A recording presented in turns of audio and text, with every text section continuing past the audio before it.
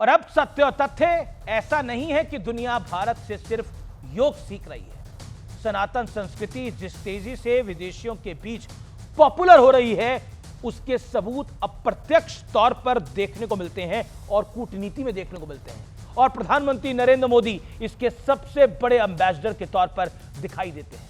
प्रधानमंत्री मोदी हाल ही में साइप्रस में थे। उन्होंने टर्की और साइप्रस की एलओसी देखी।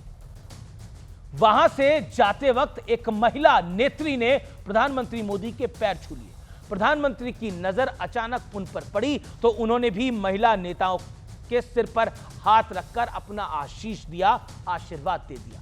हालांकि प्रधानमंत्री मोदी को आपने अक्सर देखा होगा कि जब भी कोई उनके पैर छूने का प्रयास करता है तो वो वापस उन्हें झुककर प्रणाम कर कर पैर छूने से मना कर देते हैं। लेकिन साइप्रस में जो हुआ वो शायद प्रधानमंत्री मोदी के लिए भी एक सरप्राइज था। साइप्रस में सरप्राइज। इससे पहले पपुआ न्यू गिनी के प्रधानमंत्री ने भी प्रधानमंत्री मोदी के पैर छुए थे। व्यूअर्स, ये घटनाएं आम नहीं है क्योंकि चरण स्पर्श का सनातन परंपराओं में बेहद खास स्थान है और बीते 11 वर्षों में हमारी संस्कृति, हमारी परंपराएं, हमारे विचार और हमारी मान्यताएं ग्लोबल हो रही हैं। ऐसा इसलिए क्योंकि बीते 11 वर्षों में दुनिया ने प्रभु श्री राम का भव्य मंदिर बनते हुए देखा है।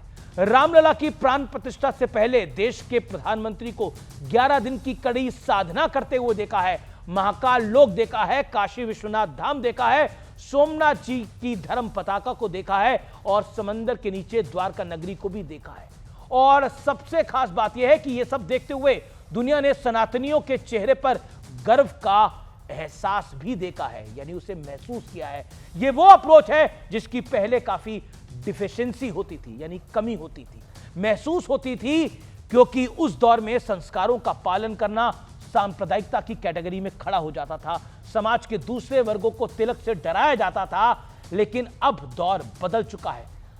अब दुनिया को यह भी समझना होगा कि भारत पंथ निरपेक्ष राष्ट्र इसलिए है क्योंकि यहां हिंदू बहुसंख्यक है। इसी कारण इतनी डाइवर्सिटी, इतनी विचारधाराएं, इतने धर्म होने के बावजूद सब एक साथ आगे बढ़ रहे हैं। नहीं तो हमने यूरोप, ब्रिटेन, अमेरिका सबको सुरक्षित देखा है।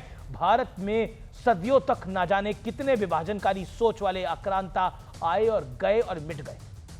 लेकिन इस देश की आत्मा, इस देश की भावना और सनातन की लौ कोई नहीं मिटा सका। और आज प्रधानमंत्री मोदी उसी सनातन संस्कृति के विस्तार की पटकथा दुनिया भर में लिख रहे हैं।